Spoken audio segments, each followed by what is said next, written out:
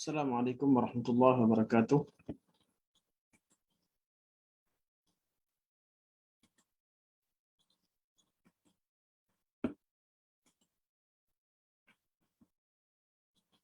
Bismillahirrahmanirrahim. Alhamdulillahirabbil alamin. Nahmadullah ta'ala wa nashkuruh wa nusalli wa nusallimu ala sayyidina Muhammadin alladhi ballagha ar-risalah wa adda al-amanah wa nasaha al-ummah hatta ataahu al-yaqin wa ala alihi wa sahbihi ajma'in. Subhanaka la ilma lana illa ma 'allamtana innaka antal alimul hakim. Rabbi shrah li sadri wa yassir li amri wahlul 'uqdatam min lisani yafqahu qawli amma ba'd. فإن أصدق الحديث كتاب الله وخير الهدي هدي محمد صلى الله عليه وسلم وشر الأمور محدثاتها وكل محدثة بدعة وكل بدعة ضلالة وكل ضلالة في النار ثم أما بعد.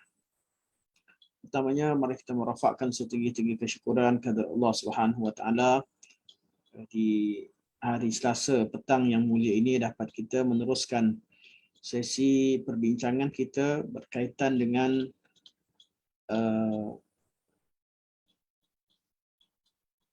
syirik. Berkaitan dengan syirik. Dan pada hari ini insya-Allah kita akan membicarakan tentang mukadimah tentang syirik al-uluhiyah. Dan perbincangan seterusnya, kita akan ada siri-siri seterusnya adalah mendetailkan apa yang kita bincangkan pada hari ini insya-Allah. Dan ada satu pengumuman daripada Akademi Tadabbur. Insya-Allah nota-nota yang dibintangkan di sini akan dikumpulkan dari siri 1 dan diberikan pada minggu hadapan insya-Allah. Jadi dari siri 1 sehingga nota yang kita bacakan hari ini akan diedarkan dalam link Akademi Tadabbur dalam pada minggu hadapan insya-Allah. Okey. Hari ini kita bincangkan tentang syirik dalam al-uluhiyah. Iaitu syirik dalam urusan berkaitan dengan al-uluhiyah. Itu urusan berkaitan dengan ibadah. Kita telah membincangkan tentang syirik dalam ar-rububiyah. Begitu juga kita telah membincangkan tentang syirik dalam al-asma' wa sifat. Pada hari ini kita bincangkan tentang syirik dalam al-uluhiyah. Secara ringkas, pendahuluan berkaitan perkara ini, sejarah kehidupan manusia menunjukkan bahawa syirik yang paling banyak berlaku adalah syirik dalam ibadah. Syirik inilah yang paling utama diperangi oleh nabi-nabi dan rasul-rasul. Okey. Hari ini, nota pada hari ini adalah nota yang saya buatkan secara ringkas tentang komennya lebih banyak kepada bagaimana Al-Quran menjawab dan membantah golongan musyrikin. Dan detailnya insya-Allah minggu depan kita akan bicarakan lagi berkaitan dengan satu persatu jenis syirik. Kita mengenali satu persatu jenis-jenis syirik dalam bab uluhiyah dan kita akan ikuti dengan mengenali syirik-syirik kecil dalam bab al-uluhiyah. Okey, apakah takrif syirik dalam al-uluhiyah? Secara ringkas, takrif ni takrif yang saya cuba ringkaskan untuk mudah kita faham. Syirik dalam uluhiyah ialah menyembah selain Allah atau mengalihkan sebarang bentuk ibadah kepada selain Allah Subhanahu wa taala. Ada dua jenis syirik di sini. Syirik dalam bab uluhiyah, iaitu dalam bab ibadah. Uluhiyah adalah istilah lain bagi perkataan ibadah. Syirik dalam bab uluhiyah ialah menyembah selain Allah. Siapa sahaja yang menyembah selain Allah, maka dia melakukan syirik dalam bab uluhiyah. Ataupun mengalihkan sebarang bentuk ibadah kepada selain Allah Subhanahu wa taala, iaitu melakukan ibadah kepada selain Allah. Secara detail kita di bawah, kita tengok syarahnya. Jenis-jenis syirik dalam uluhiyah. Kembali kepada takrif tadi. Pertama, menyembah selain Allah Subhanahu wa taala. Iaitu seseorang yang menyembah selain Allah, dia telah mensyirikkan Allah Subhanahu wa taala. Kerana Allah Subhanahu wa taala hanya Allah Subhanahu wa taala yang berhak disembah. Sekiranya ada sesuatu yang lain yang disembah, iaitu selain Allah, iaitu makhluk-makhluk Allah, apabila dijadikan mana-mana makhluk Allah sebagai sesembahan, sesuatu yang disembah, maka itu dinamakan sebagai syirik.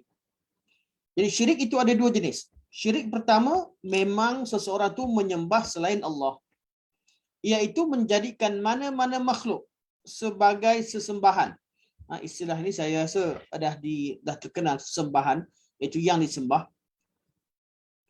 Menjadikan mana-mana makhluk, ataupun kita kata menjadikan mana-mana makhluk selain Allah Subhanahu wa taala, iaitu Allah bukan makhluk tapi selain Allah, menjadikan mana-mana makhluk iaitu selain Allah Subhanahu wa taala sebagai sesembahan atau sebagai Tuhan yang disembah. Seperti menyembah malaikat. Perkataan malaikat diguna pakai di sini kerana kebanyakan akidah-akidah berkaitan dengan penyembahan dewa-dewa yang ada pada agama lain diertikan sebagai malaikat dalam sebahagian daripada orang-orang yang beragama dengan agama Islam. Menyembah malaikat atau menyembah mana-mana manusia, seperti sebahagian mereka menyembah Isa, menyembah Maryam, menyembah Uzair, sebahagian daripada makhluk yang menyembah Fir'aun, sebahagian yang lain menyembah Namrud. Ini semua contoh-contoh makhluk-makhluk yang dijadikan sebagai Tuhan yang disembah. Atau menyembah patung-patung. Menyembah patung-patung seperti mana patung-patung orang-orang soleh pada zaman Nabi Nuh alaihi salam, patung-patung yang berada di keliling Kaabah, dan juga patung-patung yang ada pada zaman sekarang yang berada dalam semua agama selain agama Islam, yang mana tiap-tiap agama mempunyai patung-patungnya yang disembah selain Allah Subhanahu wa taala. Atau pohon-pohon, menyembah pohon-pohon yang besar, mempercayai adanya roh tertentu di pohon-pohon, atau menyembah api seperti golongan Majusi, menyembah matahari juga sebahagian golongan Majusi dan juga agama kuno Mesir, menyembah binatang-binatang wujud pada sebahagian agama termasuk agama Hindu dan lain-lain. Jadi syirik pertama menyembah selain Allah, dan ini jelas. Dan kebanyakan syirik jenis ini berlaku dari kalangan orang kafir, musyrikin yang memang tak pernah kenal agama Islam. Syirik yang pertama berlaku, dapat dilihat situasi ini menyembah selain Allah berlaku pada golongan orang-orang kafir ataupun golongan musyrikin yang asli.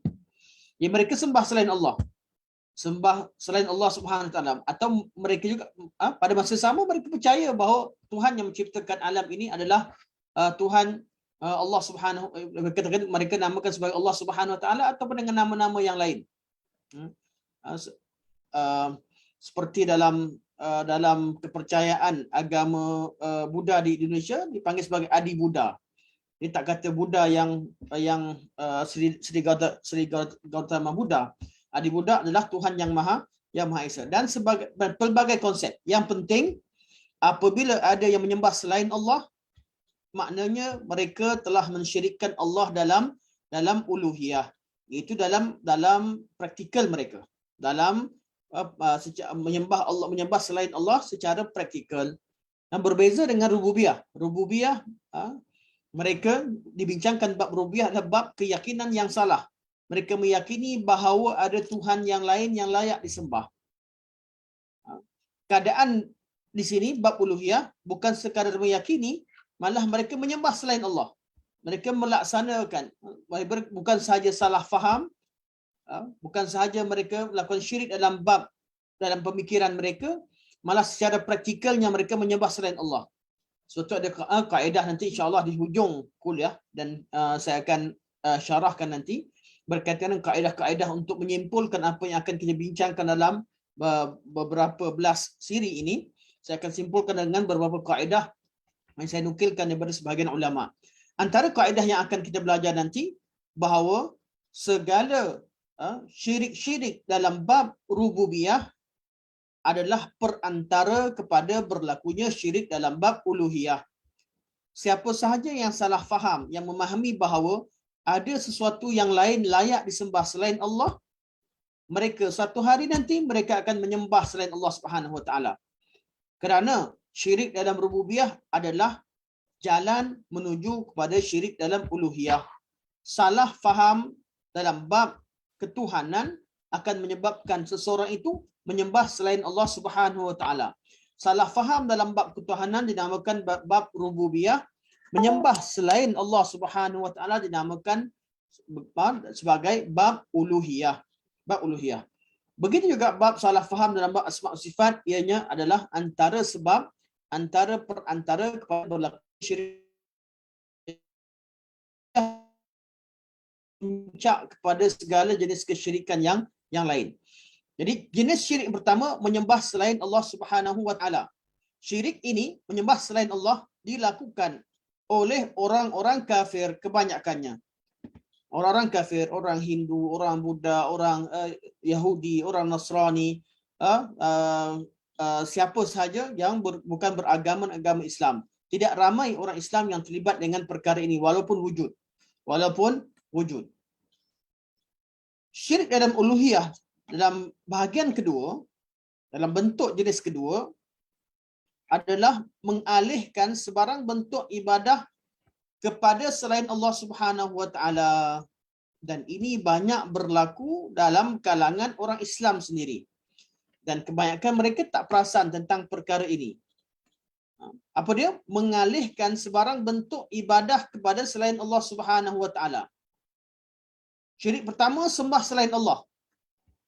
Mereka sembah patung, bawa colok, bawa alat-alat sembahyang yang mereka lakukan dengan cara mereka sendiri.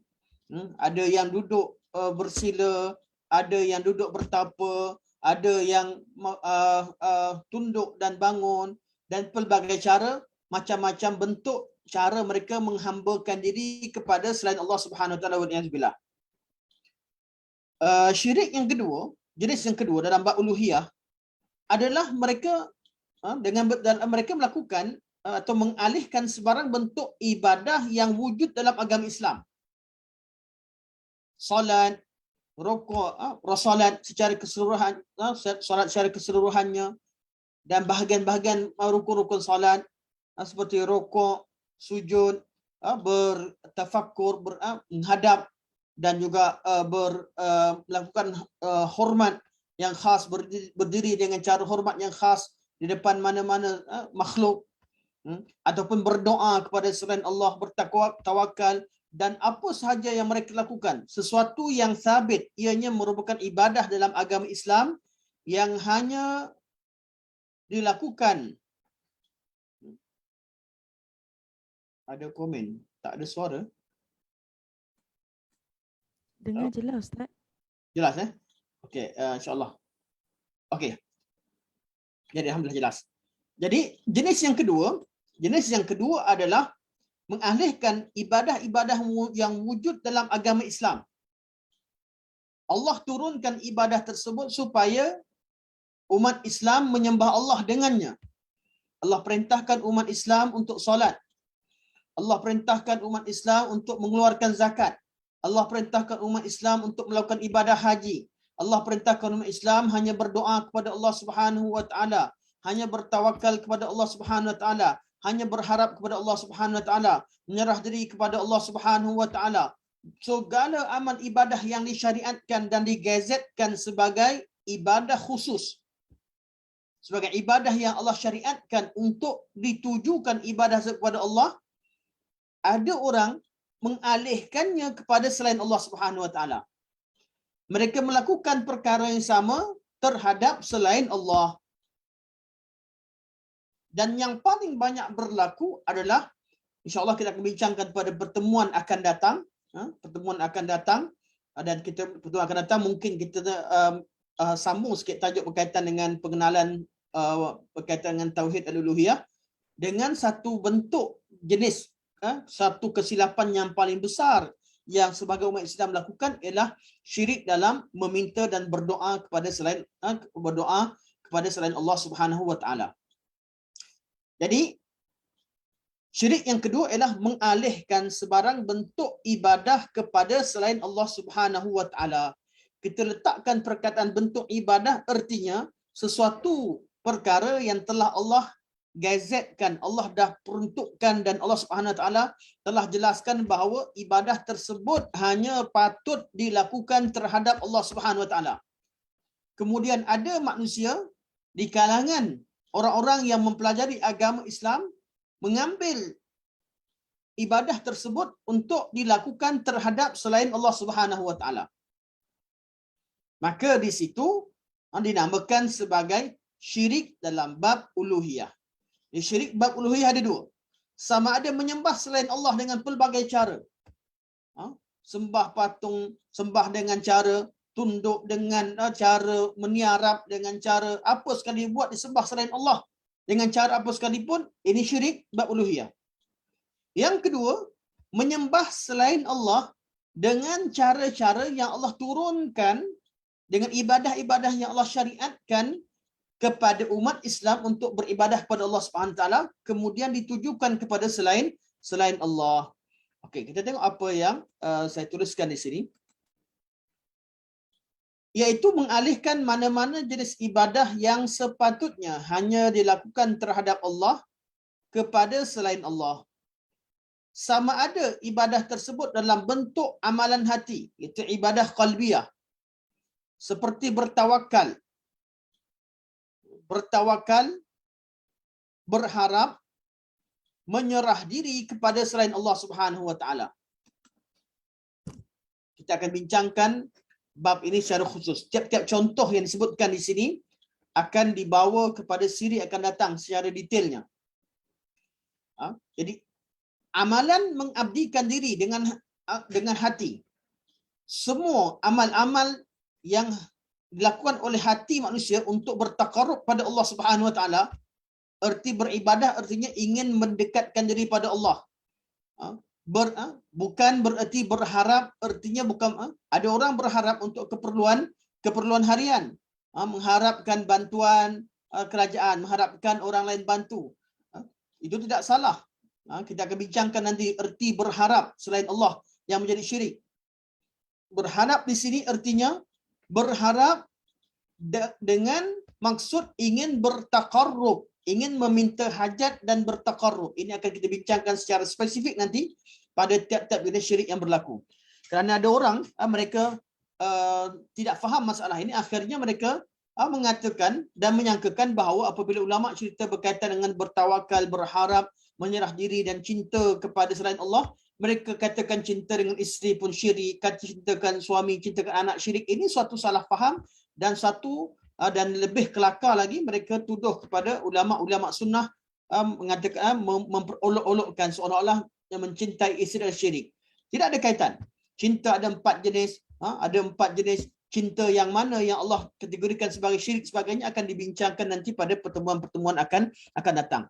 Yang penting syirik di sini berlaku dalam hati manusia. Ketika manusia mengalihkan, menggerakkan hati mereka dalam bertawakal, berharap, menyerah diri, mereka cinta yang tersendiri, menjadikan selain Allah sebagai sembahan, cinta selain mencintai Tuhan-Tuhan yang dicipta itu sebagaimana mereka mencintai Allah. Allah kata yuhibbunahum kahubbillah, mereka mencintai makhluk-makhluk ini sebagaimana mereka mencintai Allah.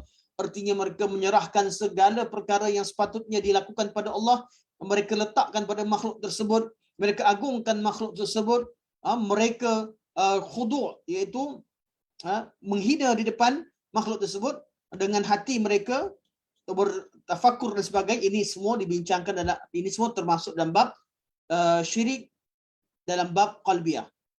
Perkara ini disyariatkan apabila dilakukan kepada Allah, namun dilakukan kepada selain Allah, dia berubah jadi syirik.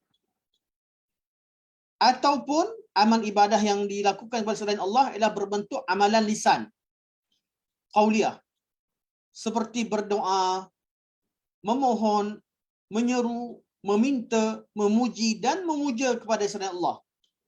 Menyeru nama-nama siapa selain Allah dalam doanya. Memanggil dan meminta pertolongan kepada selain Allah dalam perkara-perkara yang tidak mampu dibantu kecuali Allah.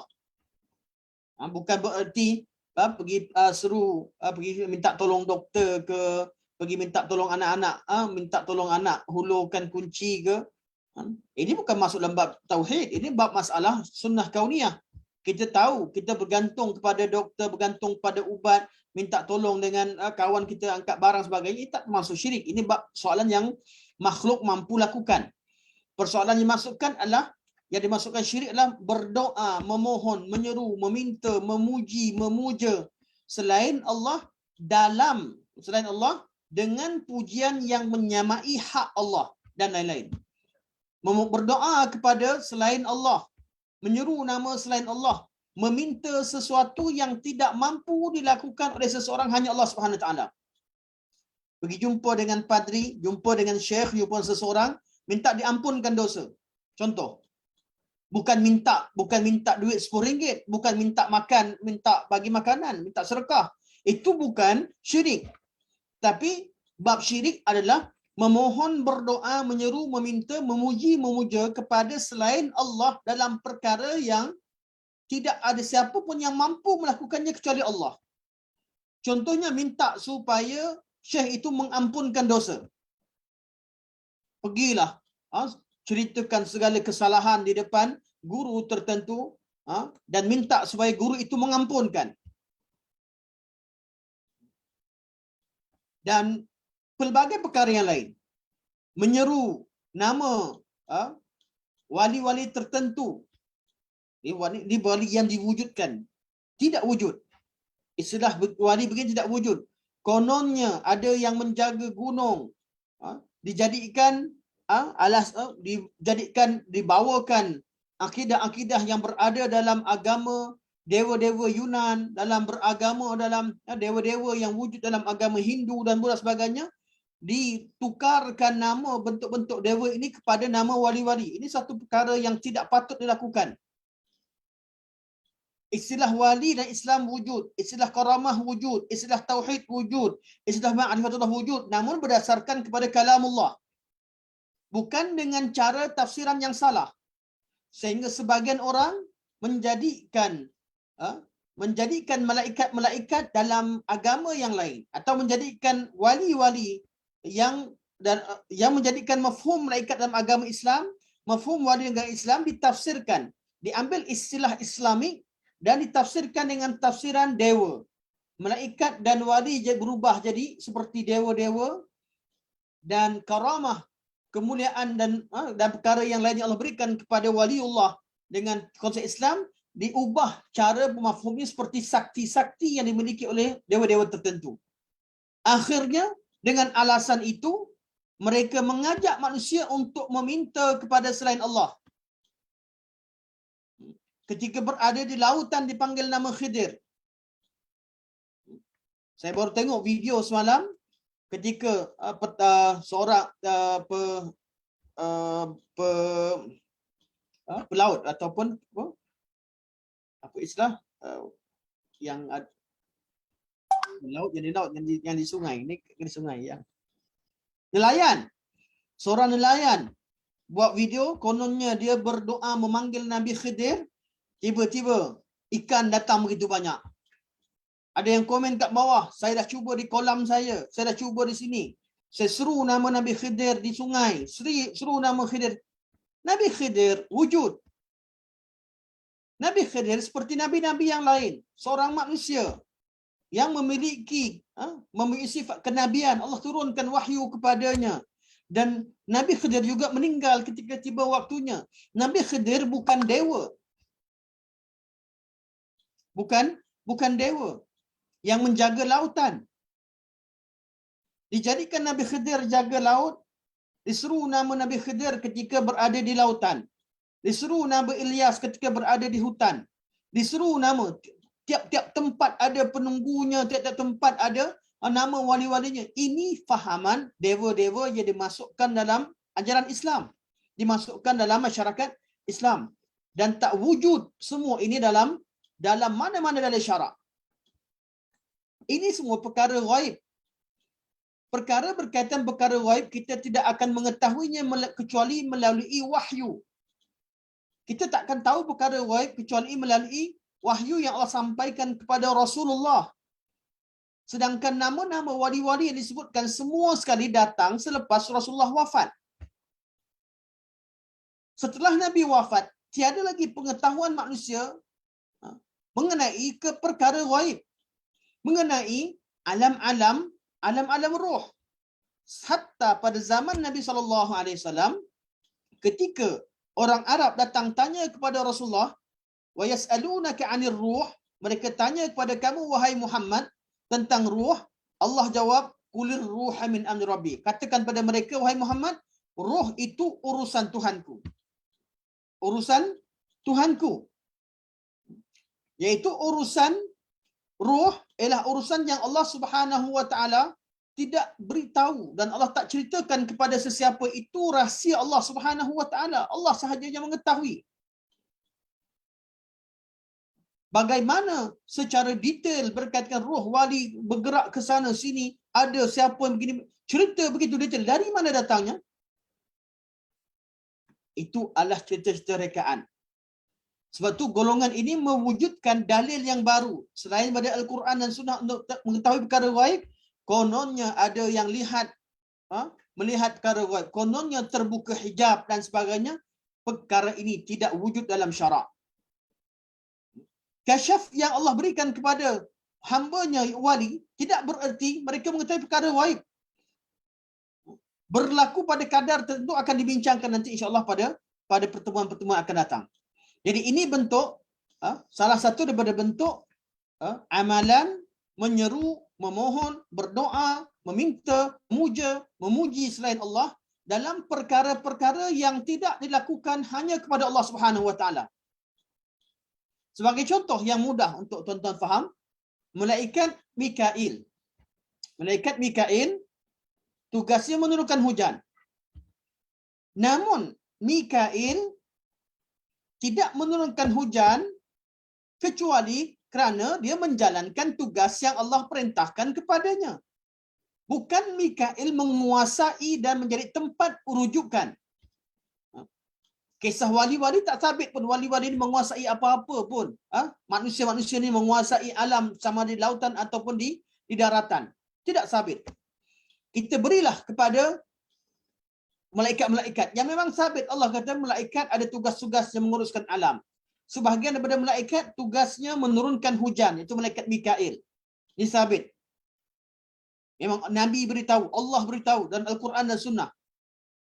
Walaupun begitu, walaupun Mikail malaikat yang menurunkan hujan yang Allah tugaskan, kita ketika berdoa meminta turun hujan, kita tidak solat kepada Mikail. Kita tidak berdoa kepada Mikail. Kita tidak memohon kepada Mikail. Kita tidak beristighatsah kepada Mikail.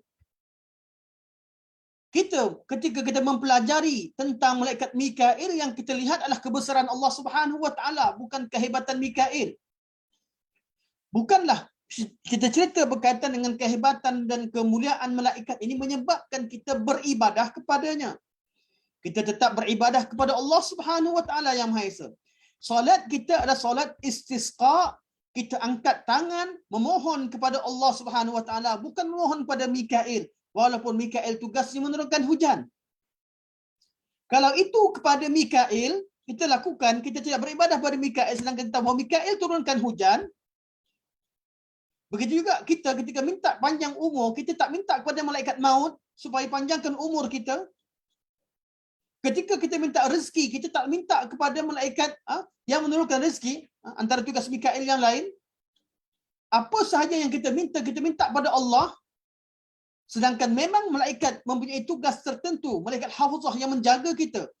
Malaikat yang jaga kita. Allah perintahkan malaikat untuk jaga keselamatan sebahagian hambanya. Allah utuskan malaikat untuk jaga, malaikat hafizah. kita tak minta kepada malaikat hafizah untuk Allah pelihara, untuk kita terpelihara, kita minta dengan Allah. Macam mana ada zaman sekarang, ada di kalangan orang-orang tertentu mengajak manusia memohon kepada selain Allah, mohon kepada wali-wali tertentu, kononnya mereka menjaga urusan-urusan alam ini. Ini memohon kepada selain Allah, menyeru kepada selain Allah, meminta, memuja, memuji selain Allah dengan pujian yang menyamai hak Allah Subhanahu Wa Taala dan lain, ianya termasuk dalam syirik dalam bab al-uluhiyah. Syirik dalam bab al-uluhiyah. Berkemungkinan anti Fauziah tak dengar. Saya rasa cuba cek di speaker nanti. Saya pun anti cuba cek speaker. Okey, insya-Allah. Tak dengar saya cakap, tak dengar, saya type ya, izin saya. Fauzia antara yang sentiasa mengikuti kuliah saya, tapi hari ini beliau tak dapat dengar.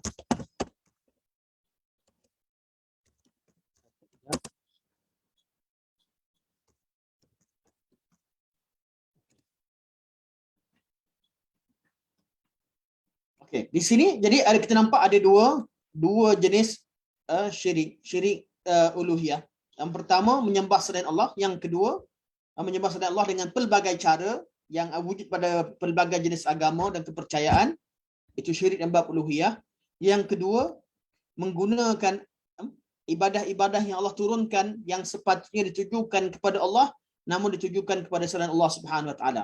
Sama ada dalam bab qalbiyah, itu bab ibadah hati, ataupun bab qauliyah, ibadah perkataan, ataupun bab ibadah fi'liyah, anggota badan, sujud, rukuk dan sebagainya, menyembelih kepada selain Allah Subhanahu Wa Taala dan sebagainya, atau dalam bentuk ibadah maliyah, harta, meletakkan nota ni saya tertinggal, sebenarnya asalnya ada nota satu lagi yang saya buat tapi saya lupa nak isikan di sini, yang saya buka sekarang yang tak ada ni, ada syarahnya, iaitu seperti meletakkan harta di satu tempat, buang ancak bersama dengan duit-duitnya, iaitu menyerahkan hartanya kepada selain Allah untuk bertakarub kepada selain Allah Subhanahu Wa Taala.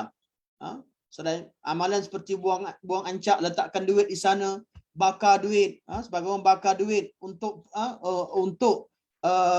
menjadikan bekalan dia di akhirat kepada makhluk-makhluk tertentu dan sebagainya, semua ini masuk dalam bab syirik al-uluhiyah.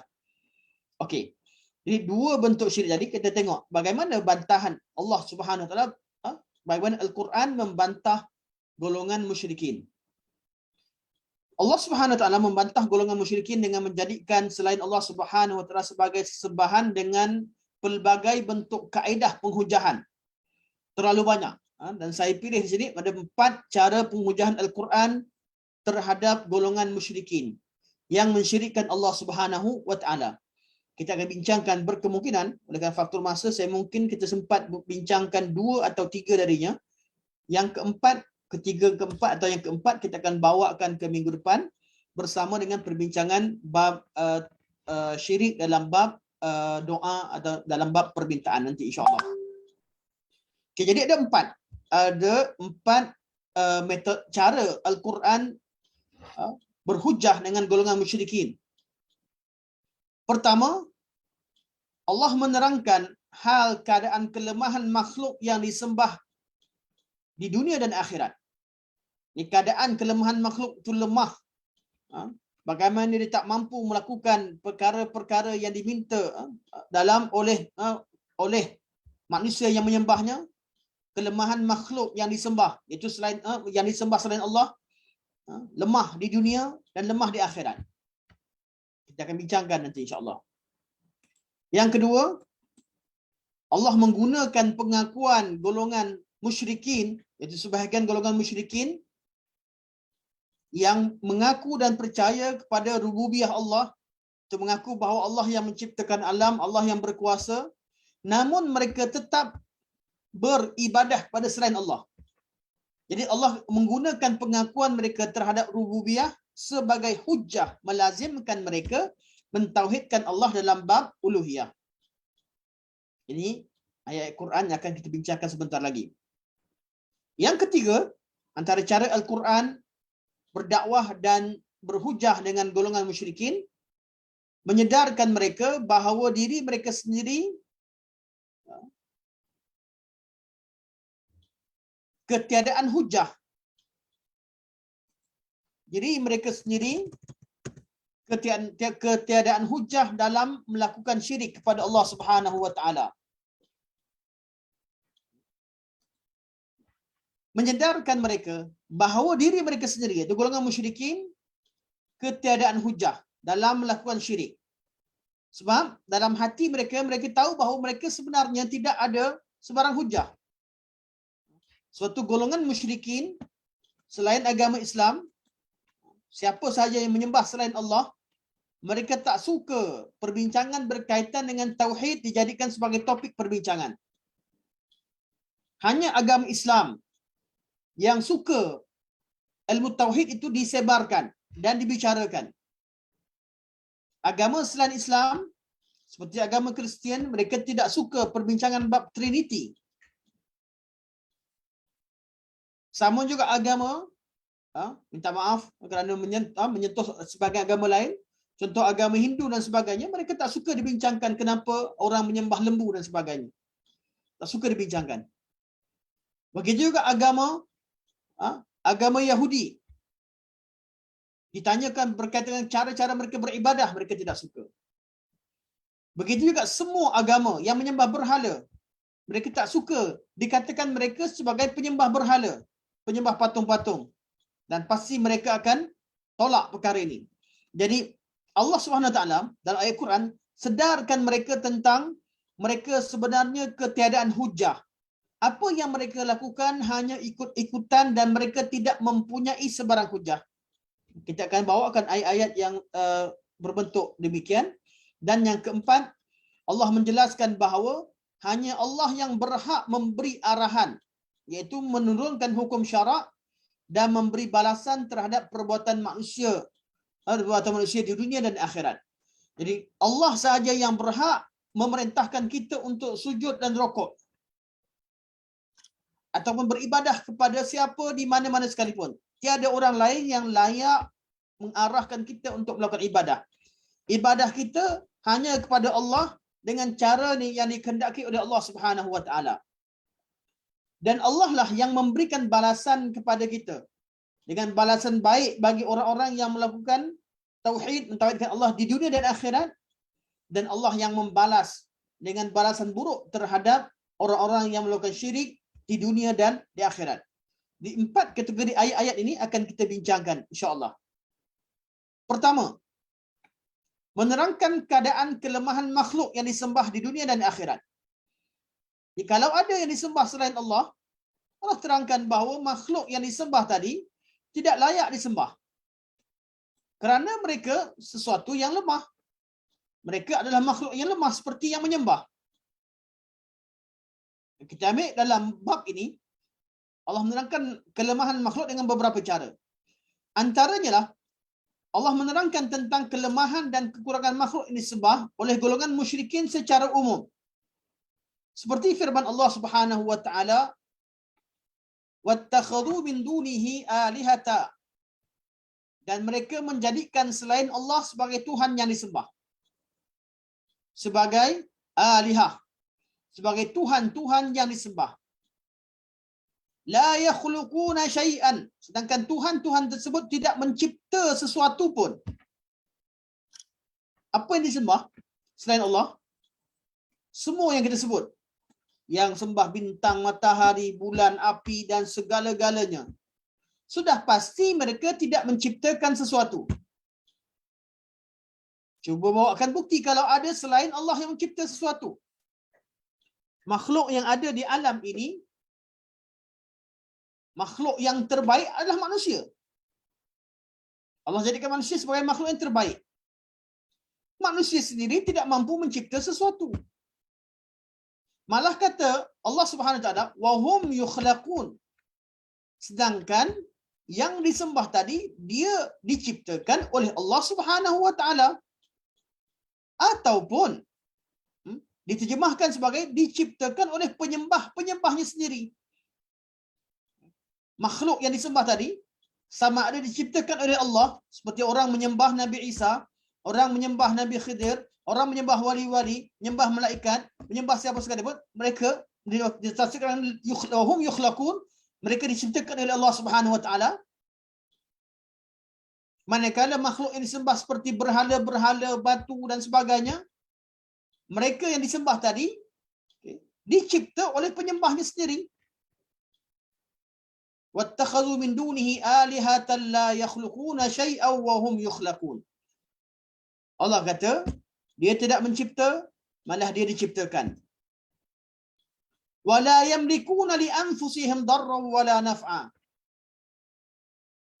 Yang disembah tadi tidak memiliki sebarang kuasa, tidak berkuasa untuk mendatangkan sebarang bahaya ataupun manfaat atau faedah kepada diri mereka sendiri.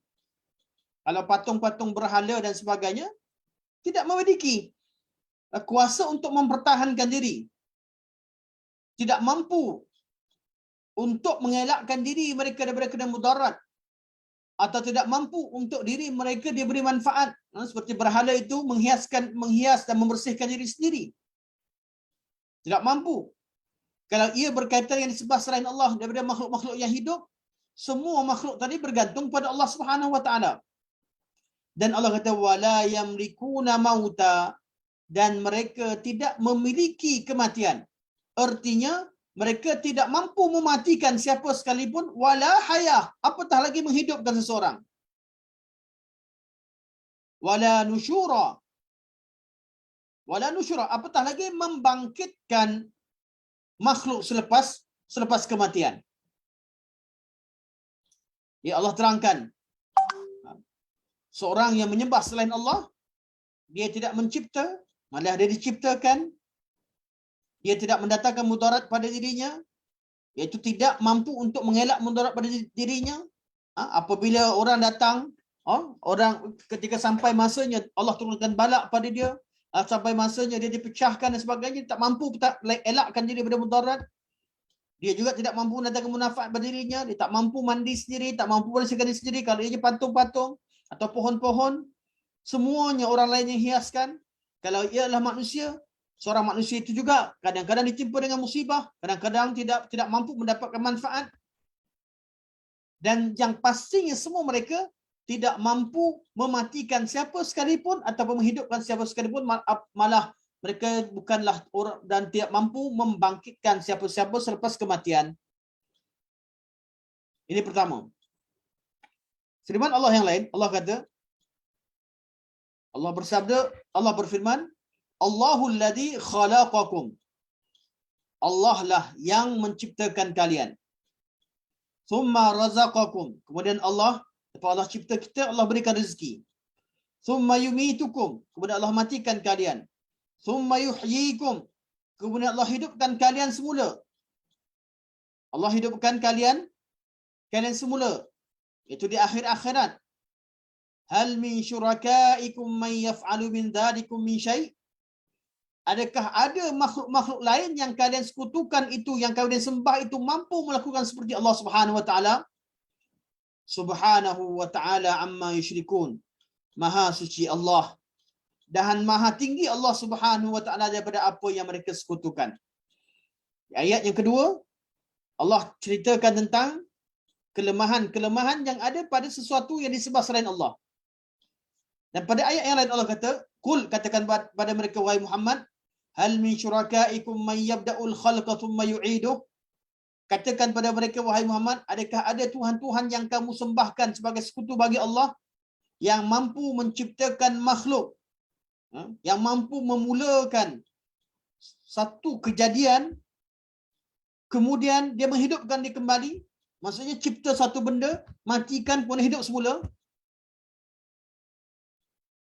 Katakanlah, kulillah, katakan Allah sahaja yang memulakan segala ciptaan. Yabda'ul khalq thumma yu'iduh. Allah lah yang mencipta dan memulakan penciptaannya, Dan Allah lah yang akan menghidupkan semula makhluknya di hari akhirat. Katakanlah Allah sahaja yang mampu melakukannya. Ini semua ayat umum. Ini ayat berkaitan dengan kelemahan umum yang ada pada seluruh makhluk-makhluk yang disembah selain Allah. Jenis ayat yang kedua yang menceritakan kelemahan makhluk adalah ayat-ayat yang menerangkan tentang ketidakmampuan makhluk tadi menunaikan hajat yang diserukan pada mereka. Ramai orang ajak pergi berdoa dengan fulan dan fulan, fulan dan fulan. Berdoa kepada makhluk ini dan itu. Allah kata, ya ayyuhan nas, wahai seluruh manusia, duriba mathalun fastami'u lah. Telah dibuat perumpamaan, maka hendaklah perhatikan, dengar betul-betul apa yang disampaikan berkaitan dengan perumpamaan tersebut. Apa yang Allah kata? Innal ladzina tad'una min dunillah, sesungguhnya segala yang kamu seru selain Allah. Artinya apa? Sama ada kamu minta dengan malaikat, kamu minta dengan nabi-nabi, minta dengan Khidir, asalkan selain Allah. Alladzina tad'una min dunillah, sesuatu yang kamu seru selain Allah, tak kira siapa pun, termasuk nabi-nabi dan rasul-rasul yang diseru selain Allah, seperti orang menyeru kepada Nabi Isa alaihissalam, orang menyeru kepada Nabi Khidir, orang yang menyeru kepada Nabi Uzair. Malah sekarang ni ada orang menyeru kepada Rasulullah, memohon sesuatu. Allah kata, selain Allah, innal ladzina tad'una min dunillah, sesungguhnya orang-orang yang kamu seru selain Allah Subhanahu wa taala, lan, takkan, yakhluqu dzubaba, takkan mampu mencipta seekor lalat pun. Seekor lalat pun tak mampu cipta. Orang yang kamu minta macam-macam dengan mereka, kamu seru mereka. Allah sekarang Allah cerita tentang khas untuk orang yang diseru selain Allah. Mereka tak mampu mencipta walaupun seekor lalat. Bukan seorang mereka, walau ijtama'ulah, walaupun mereka bersatu satu sama lain. Tuhan macam-macam yang disembah bersatu sekalipun, semua wali-wali yang disembah, semua siapa saja nabi-nabi rasul, siapa saja selain Allah, bergabunglah macam mana sekalipun, Allah tak berikan kemampuan pada mana-mana makhluk mencipta suatu makhluk yang hidup walaupun seekor lalat. Di China ada satu subjek sains yang diceritakan oleh Syekh Abdul Razak hafizahullah, dan beliau ditanyakan soalan tersebut oleh seorang pelajar dari China, bahawa ada satu keadaan di subjek sains, dalam subjek sains di negara China,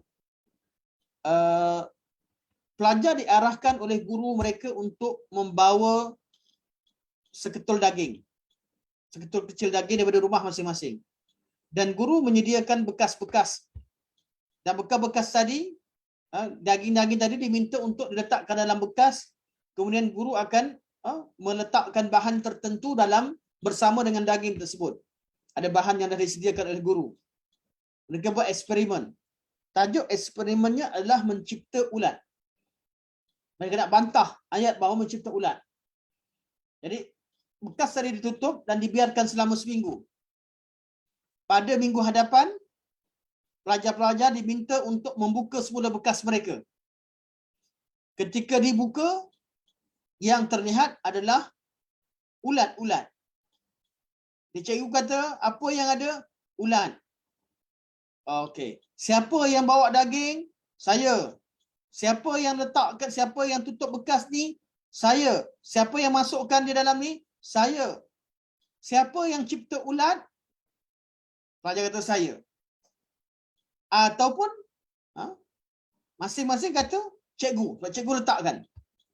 Jadi akhirnya kata, siapa Tuhan, dia kata saya yang cipta, dia tanya Tuhan yang cipta ke awak, ke kalian?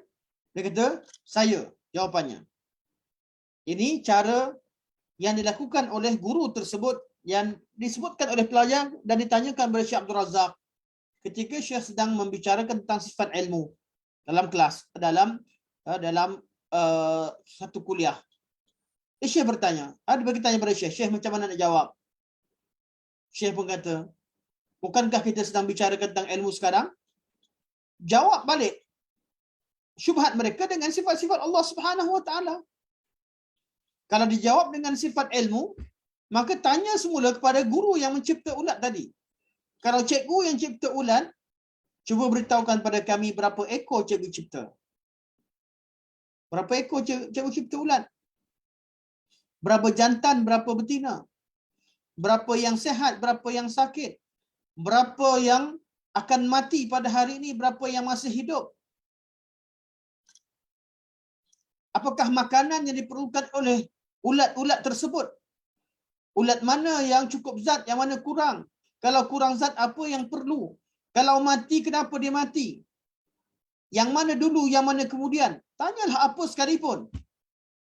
Sudah pasti seseorang yang mendakwa dirinya memiliki rubiah tak akan mampu melakukannya.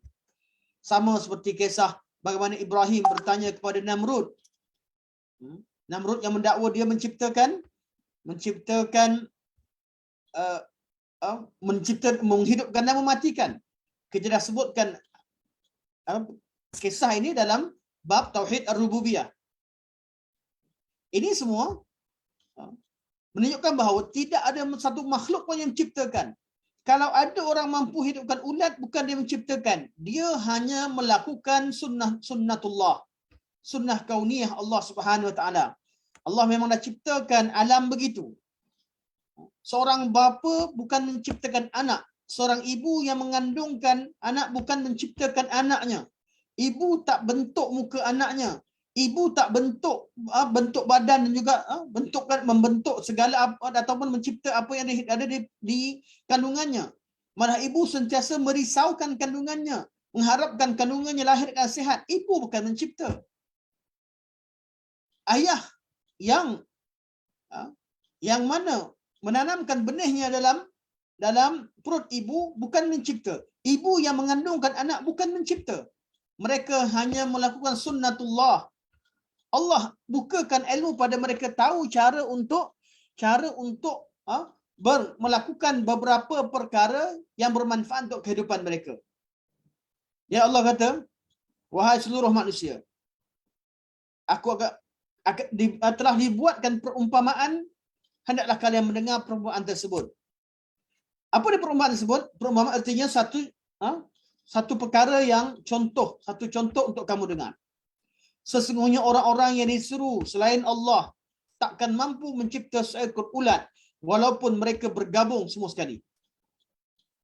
Malah kata Allah, wa iyaslubhum dhubabu syai'an. Ayat ini salah tadi sini. Wa iyaslubhum dhubabu syai'an la yastanqidhunahu min. La yastanqidhuhu min. Dan kalau ada lalat-lalat yang curi sebahagian daripada makanan mereka, mereka takkan mampu selamatkan. Lalat datang hinggap kat makanan kita, yang lekat kat kaki lalat. Tak ada siapa yang mampu selamatkan. Tak mampu ambil balik apa yang di kaki lalat tersebut. Allah kata, dha'ifut talibul matlub. Amat lemahlah yang menyembah dan amat lemahlah yang disembah. Ma qadarullah haqqa qadrih, innallaha laqawiyyun aziz. Mereka sesungguhnya mereka tidak mengenal Allah dengan sebenar-benarnya. Sesungguhnya Allah Maha benar dan Allah tu laqawi, Maha kuat dan Maha aziz, Maha gagah perkasa. Ini ayat berkaitan dengan ketidakmampuan makhluk yang disembah untuk menunaikan hajat. Kalau dia sendiri tak mampu ciptakan ulat, makhluk yang kecil, dan dia sendiri tak mampu untuk selamatkan makanan yang ada di kaki ulat, di kaki lalat, bagaimana makhluk yang begini disembah dan dimohon hajat-hajat yang besar daripadanya? Dha'fut talibul matlub, yang menyembah pun sesat, tak mampu apa, yang disembah pun tidak mampu melakukan apa-apa. Contoh yang lain berkaitan dengan doa. Allah kata, dzalikumullahu rabbukum lahul mulk walladzina tad'una min dunihi ma yamlikuna min qitmir. Ayat-ayat ini insya-Allah kita akan bicarakan pada pertemuan, saya akan sambung insya-Allah. Sambung pada pertemuan akan datang. Banyak lagi semua berkaitan dengan ayat ini saya buka berbaki dalam lebih kurang 5 minit. Kita sampai 4.20 insya-Allah. Kita 4.15 habis tapi kita nak sampai 4.20 insya-Allah untuk perbincangan dan soalan. InsyaAllah tajuk ni saya akan bawakan pada pertemuan akan datang. Saya akan cepatkan nanti insyaAllah. Yang penting, yang saya nak tekankan sebelum kita tutup, tuan-tuan tahu dua jenis bentuk syirik dalam bab uluhiyah. Pertama, orang yang menyembah selain Allah. Yang kedua, menyembah selain Allah dengan gaya yang pelbagai, dengan cara yang pelbagai. Yang kedua, orang yang menyembah selain Allah dengan ibadah-ibadah yang Allah Subhanahu wa taala syariatkan untuk ditujukan hanya kepada Allah Subhanahu wa taala. Ini paling penting. Ini keyword pada masalah perbincangan dan berkaitan ayat Quran berhujah sangat banyak. Tetap akan dibincangkan. Saya akan selitkan semua ayat ni dalam semua perbincangan kita berkaitan dengan syirik supaya kita nampak jelas satu persatu. Akan datang fokus kita adalah berkaitan dengan syirik dalam bab memohon bantuan kepada selain Allah Subhanahu wa taala, iaitu bab berdoa. Kita akan masuk bab istighasah, beza antara istighasah, isti'anah, isti'adzah, beza dalam bab berkaitan dengan istijarah dan sebagainya akan dibincangkan pada pertemuan akan datang. Sangat menarik minggu depan dan saya akan sambungkan perbincangan berkaitan dengan hujah-hujah Quran saya akan selitkan di celah-celah perbincangan dalam bab syirik-syirik yang akan dibincangkan pada pertemuan akan datang. Sebab kerana faktor masa, kita perlu habiskan modul kita pada kadar yang ditetapkan tertentu. InsyaAllah modul kita tak lebih daripada 20 siri. Jadi saya akan bawakan perbincangan berkaitan hujah-hujah Al-Quran. Seterusnya akan saya masukkan, saya akan bacakan untuk habis secara umum. Kemudian saya akan masukkan dalam perbincangan dalam bab perbincangan yang lebih spesifik berkaitan dengan jenis-jenis syirik dalam uluhiyah yang berlaku dalam masyarakat. Sebelum kita berpindah kepada syirik-syirik kecil yang terjadi dalam masyarakat Islam dan mungkin membawa kepada berlakunya syirik besar, akan dibincangkan juga dalam siri-siri bahaya syirik insya-Allah. Jadi kita sekarang buka pada soalan.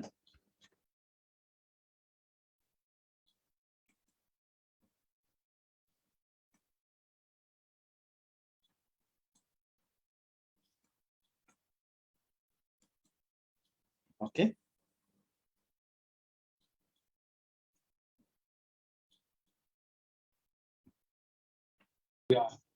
Silakan Kadin.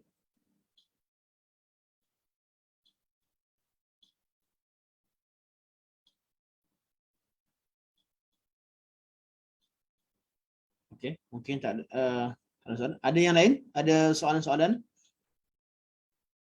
Boleh type, tuan-tuan boleh type ataupun boleh terus buka speaker dan bercakap saja insya-Allah. Ada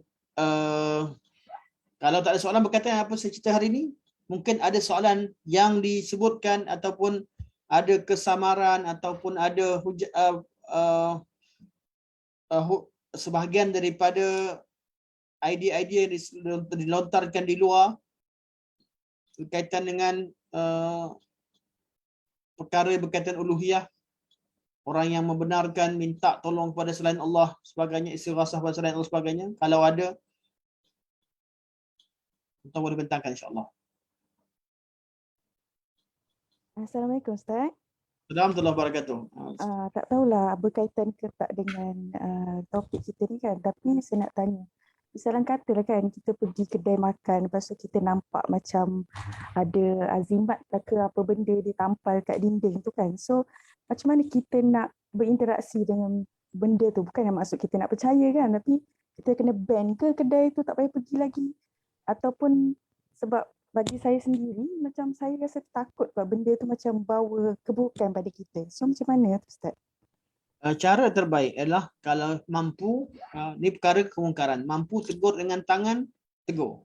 Maksudnya mampu cegah dengan tangan, seperti seorang pemerintah ke, seorang yang ada kuasa ke sebagainya, atau seorang yang dihormati dan sebagainya, mampu cegah dengan tangan, cegah. Minta supaya ditanggalkan tangkal-tangkal dan yang ada tersebut. terutamanya yang tidak masalah yang langsung tidak ada khilaf.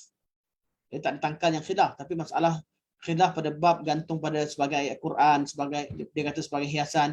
Itu mungkin kita boleh terima asal itu. Tapi memang ada orang yang memang meletakkan mandaram dia, memang ikat, memang kita nampak tangkal 100% dia pun mengaku itu tangkal. Cara pertama kita cegah dengan tangan. Tak mampu seperti hadis Nabi, man ra'a minkum munkaran falyughayyirhu bi yadihi. Ubah dengan tangan. Fa in lam yastati', kalau tak mampu fa bi lisani. Tegur dengan lisan. Tegur dengan lisan. Anda beritahu dia, benda ni diharamkan dalam syarak. Boleh jatuh pada syirik. Dan benda ni syirik. Dan orang melakukannya boleh jatuh kepada syirik. Kalau tak mampu, fabi qalbi. Artinya mengingkarinya dan kita benci pada perkara tersebut, dan kalau mampu cari tempat lain yang lebih baik. Tempat makan yang lain. Sebenarnya syirik dia tak berkaitan dengan makanan, saya tak kata haram. Mampu untuk pergi ke kedai lain yang mana yang menjualnya adalah ahli tauhid, itu lebih baik. Wallahu alam. Jazakallah Ustaz. Ayakumullah.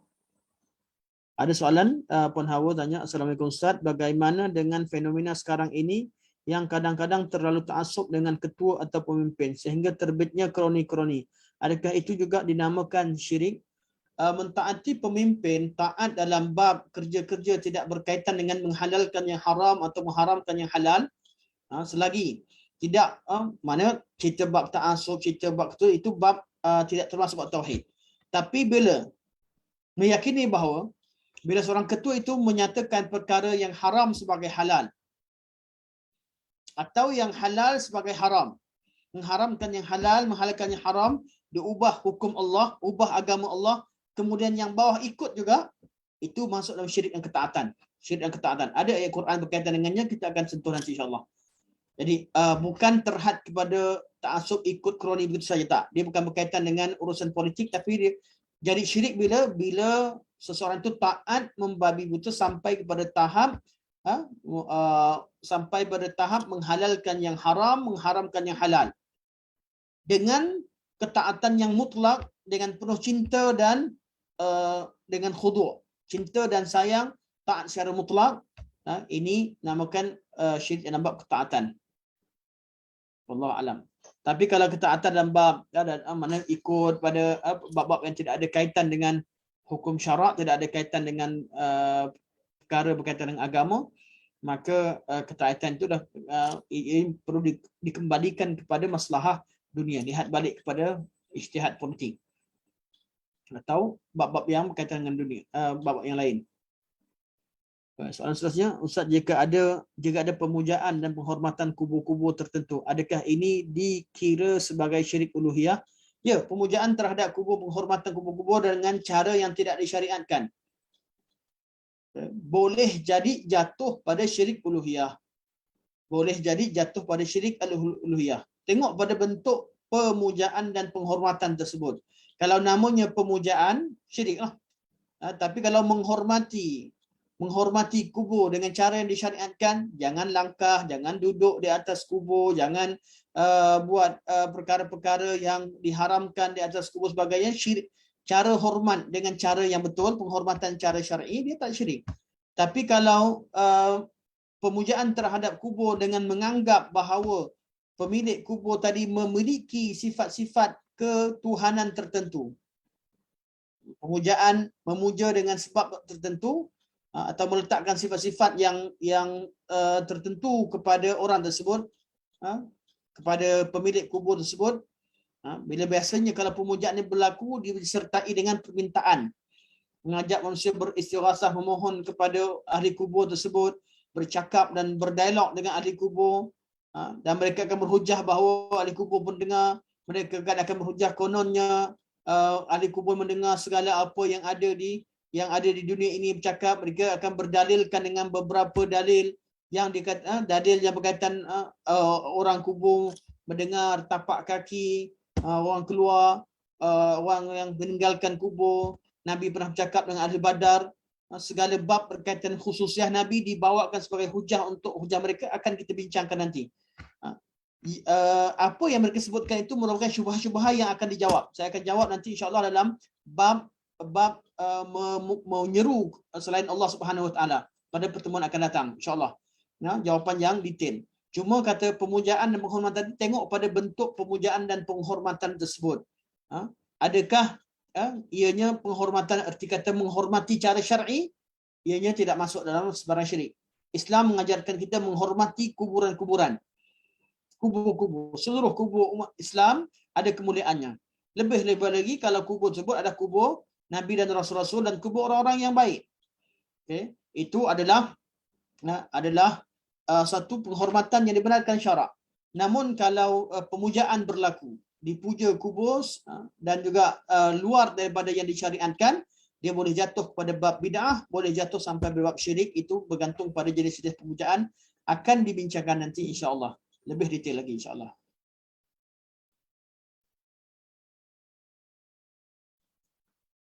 Apa hukum bertawasul kepada Nabi SAW dalam selawat syifa? Saya secara jujurnya selawat syifa saya tidak amalkan dan saya tak tahu dengan jelas. InsyaAllah saya akan jawab semula. Saya banyak disebutkan isu berkaitan selawat syifa, perlu pada semakkan semula. Perlu pada semakkan semula berkaitan lafaz selawat dan di mana perkara yang dipermasalahkan dan di mana yang dikhilafkan perlu pada perbincangan. Yang penting berselawatlah dengan selawat yang Nabi ajarkan, insya-Allah selamat. Insya-Allah akan selamat daripada kesalahan-kesalahan. Kebiasaannya kalau bab-bab begini, biasanya pertama masalah kepada lafaz. Mereka akan bincangkan boleh atau tidak berselawat dengan cara selain daripada Nabi ajarkan. Paling selamat sudah pasti berselawat dengan cara Nabi ajarkan. Berselawat cara yang lain perlu tengok kepada keadaan. Kalau sekadar pujian dan doa kepada Nabi secara umum, seperti pada mukaddimah kuliah, mukaddimah kitab dan sebagainya, iaitu berdoa mendoakan kebaikan untuk Nabi yang juga boleh diartikan dengan selawat, tak ada masalah. Tapi kalau digunakan satu lafaz yang dicipta sebagai zikir, zikrullah, dan selawat tadi bukan dalam bentuk doa untuk ketika waktu tertentu, tapi digunakan sebagai zikrullah, dia berbentuk zikir, ketika itu selawat yang tidak warid tadi tidak boleh dijadikan sebagai zikir, dia hanya boleh dalam bab yang umum, iaitu bab berdoa, mendoakan kebaikan untuk Nabi dengan kadar yang dibenarkan syarak. Kadar syarak itu tidak melampau. Jangan memuji Nabi melebihi kedudukan Nabi SAW. Namun kalau nak katakan itu sebagai selawat yang perlu diamalkan sebagai zikir pagi dan petang atau pada hari Jumat dan sebagainya, tidak. Untuk zikir pada Nabi, hendaklah kita berdoa kepada Nabi dengan doa selawat yang selawat Nabi ajarkan atau dengan permintaan dan pujian yang Nabi sebutkan. Contohnya sallallahu alaihi wasallam, Allahumma shalli ala Muhammad, Allahumma shalli ala ali Muhammad, seperti mana diajarkan Rasulullah sallallahu alaihi wasallam, itu yang terbaik. Pujian-pujian yang lebih dikhawatiri mengandungi kesilapan dalam perkara tersebut dan banyak berlaku, dan itu yang selalu dipermasalahkan. Secara spesifik berkaitan selawat syifa, saya perlu pada kajian yang perlu tengok pada kajian itu sendiri, insya-Allah. Perlu pada fokus tengok lafaz itu sendiri. Okey, 4:26. InsyaAllah kita sampai sini dulu. Semoga Allah Subhanahu Wa Taala jadikan pertemuan kita yang dikasih pertemuan yang bermanfaat, yang baik kepada Allah Subhanahu Wa Taala, yang lemah kurang daripada kelemahan saya sendiri. Semoga Allah Subhanahu Wa Taala menerima segala kebaikan dan mengampunkan segala kesilapan dan kesalahan. Semoga Allah Subhanahu Wa Taala jauhkan masyarakat kita dan umat Islam secara umumnya daripada dosa-dosa kecil sehinggalah dan lebih-lebih lagi dosa-dosa yang bawa pada kesyirikan dan dosa syirik. Semoga Allah Subhanahu Wa Taala berikan hidayah kepada seluruh umat untuk mengenali agama Allah melalui kalam Allah, kalam Rasulullah, dan semoga umat Islam secara keseluruhannya bersatu di atas Al-Quran dan sunnah Rasulullah sallallahu alaihi wasallam. Sampai sini saja. Subhanakallahumma bihamdika asyhadu an la ilaha illa anta astaghfiruka wa atubu ilaik. Wa sallallahu ala sayyidina Muhammad wa ala alihi wa sahbihi wa baraka wa sallam. Walhamdulillahi rabbil alamin. Wassalamualaikum warahmatullahi